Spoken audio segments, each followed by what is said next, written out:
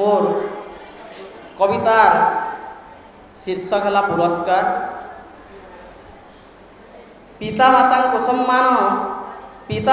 सम्मान ज्ञान पिपासु को ज्ञान शरीर पाई के ध्यान गुरुजन को प्रणाम बाह्य रूप देखी केबे न करिव हेय ज्ञान अबा तिरस्कार यथार्थ यह हेब अमूल्य उपहार साथे श्रेष्ठ पुरस्कार अमूल्य उपहार साथे श्रेष्ठ पुरस्कार। पितामाता को सम्मान ज्ञान पिपासु को ज्ञान शरीर पाई के ध्यान गुरुजन को प्रणाम बाह्य रूप देखी केबे न करिव हेय ज्ञान अबा तिरस्कार यथार्थ यह हेब तांको पाई श्रेष्ठ पुरस्कार दिव्य पुरस्कार। पुत्र कन्या को संस्कार बंधुजन को व्यवहार पुत्र कन्या को संस्कार बंधुजन को व्यवहार ब्राह्मण को मनस्कार निश्रृंकर उपकार दिव्यांग आतुर को तिले हेले न करिव हतादर यथार्थ यह तांको पाई हेब श्रेष्ठ पुरस्कार।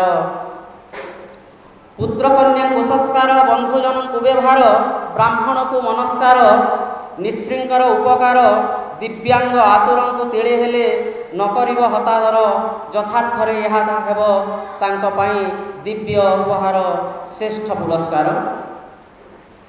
बिना कार्य परगृह गमन मूल्यहीन कथोपकथन बिना कार्य परगृह गमन मूल्यहीन कथोपकथन मूर्ख आगे ज्ञान बखाण वृद्ध काले नारी संगम कलिहुड़ा गुहाह्वान जीवन रे एगुड़िक जदि न कर यथार्थ तुम पाई यह हेब श्रेष्ठ पुरस्कार।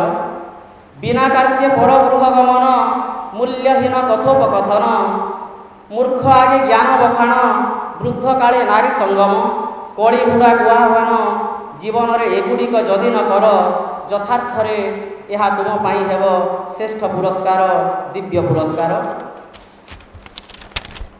पतिव्रतार शंखा सिंधुर पुत्र वधुर शाशु ससुर वृक्ष बल्लरी कुनीर हस खुशी परिवार परस्पर मध्य थिब अतुट आदर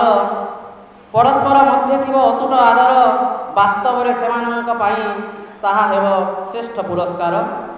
पतिव्रतार शंखा सिंधुर पुत्र वधुर शाशु ससुर वृक्ष बल्लरी कुनीर हस खुशी परिवार परस्पर मध्य थिब अतुट आदर वास्तव रे सेमानंक पाई ताहा हेब श्रेष्ठ पुरस्कार।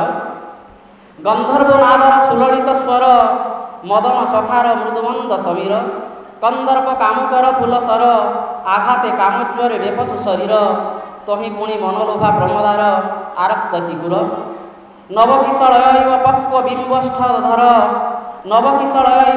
बिंबष्ठ धर सुश्री लावण्यमयी रसिकार अभिचर सौम्य रुचिर मधुकर आह कि आह्लाद आसंग श्रृंगार अटे यह प्रणय रक्त जनर श्रेष्ठ पुरस्कार।